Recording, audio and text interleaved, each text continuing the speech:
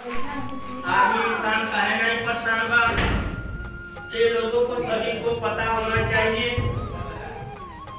जितने भाई बंधु लोग हमारे बीच आने का अधिकार किए हैं, तो मैं सभी लोगों से कहना चाहेंगे कि हे भक्तगण लोग, दुख के लगाए लोग हमारे बीच आ रहे हैं, तो दुख का निवारण होना चाहिए और दुख से मुक्त होना चाहिए। हम क्यों परेशान हैं, क्यों नहीं परेशान हैं, कहाँ कहाँ हम भटक रहे हैं, कहाँ कहाँ नहीं भटक रहे हैं। कम से कम एक रास्ता तो मिल जाए। जब एक रास्ता मिल जाएगा तो उसी रास्ते को हम लोग चुन लेंगे। घर के परिवार को गृहस्थी अच्छे ढंग से चले, परिवार भी अच्छे ढंग से चले, जो कि कोई प्रकार की परेशानी दिक्कत लोगन के न हो पावे। भाई अगर भाई बंधु के पास अगर दुख नहीं होता तो लोग हमारे पास नहीं आते।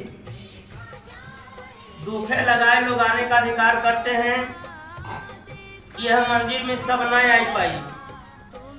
यह मंदिर के लिए कोई आदमी इंसान पूछता है कि भैया हमें झुमरा बाबा के पास जाना है, थोड़ा कृपया करके हमें रास्ता को बता दिया जाए। तो ऐसे ही इंसान लोग मिलते हैं तो बोलते हैं कि किस बाबा के पास जाओगे, कौन बाबा के पास जाओगे। कहे कि वो जो झुमरा के बाबा है उन्हीं के शरण में जाना है, कृपया करके हमें रास्ता बताइए। तो ऐसे ही इंसान जो मिलते हैं आप लोगों को समझाने के लिए, आप लोगों को बताने के लिए। साथियों, भाइयों, बंधुओं से मेरा हाथ जोड़ के निवेदन है, अगर कोई छुआछूत भेदभाव अगर मानने का अधिकार करता है तो हमारे दरबार में मत आइए। हम किसी को बुलवा नहीं रहे हैं और आज से नहीं 16 साल से मानव समाज का हम सेवा कर रहे हैं। और सभी लोगों से कहना चाहेंगे कि कोई भी प्रकार की परेशानी दिक्कत हो, कोई भी प्रकार की परेशानी दिक्कत हो, सारी दुख को मैं निवारण करेंगे, कोई परेशानी नहीं रहेगा। जब तक मैं भारत समाज में जिंदा रहेंगे, अपने भारत समाज को हम बचाते रहेंगे। इस मंदिर के माध्यम से मैं सभी लोगों से कहना चाहेंगे, ये जो आप मूर्तियां देख रहे हैं, जब मैंने पहले शुरुआत में जब हम बैठते थे तो एक मूर्ति लेके मैंने नहीं बैठते थे, एक मूर्ति लेके मैंने नहीं बैठते थे, बिना मूर्ति का हम बैठते थे। जनता भक्त लोगों को मन में एक ऐसा ख्याल आया, वो बोले कि महाराज जी आपको मैं कुछ कहना चाहते हैं। गणेश महाराज जी आगे करिए। मैं सभी लोगों से हर बात को मैं बताना चाहते हैं कि बाबा, और ऐसे ही इंसान मिले कि बोले कि महाराज जी अगर एक मैं गुरु रविदास जी की मूर्ति बैठा दिया जाए तब सुंदर हो। तो मैंने कहा कि अगर आपका मन कर रहा है, अगर आपका आत्मा कह रहा है, तो अगर रविदास जी की मूर्ति बैठवाना चाहते तब रविदास जी की मूर्ति को बैठा दिया जाए। जो रविदास जी की मूर्ति को जो बैठाए हैं, देखिए वही बनारस के जो कि है वो लिखा गया है। और बाबा तमाम प्रकार के और इंसान आए तो बोले कि गुरु जी मेरा आत्मा कह रहा है कि एक शंकर भगवान की मूर्ति बैठा दे। तो मैंने बोले कि अगर आपकी आत्मा कह रहा है बैठवाने के लिए तो आप बैठा सकते हैं। बाबा वो बोले कि नहीं महाराज जी, हमारी आत्मा कह रहा है कि मैं मूर्ति को बैठा दे।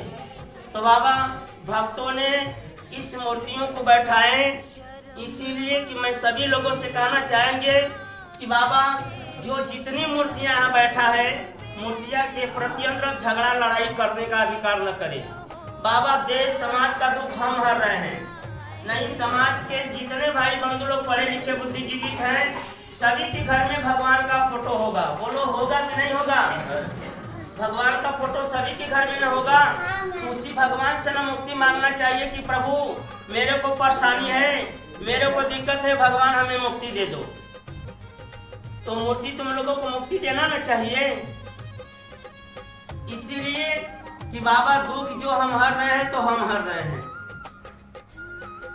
इसीलिए कि बोल रहे हैं तो हम बोल रहे हैं, काम कर रहे हैं तो हम काम कर रहे हैं, दिखा रहे हैं तो हम दिखा रहे हैं।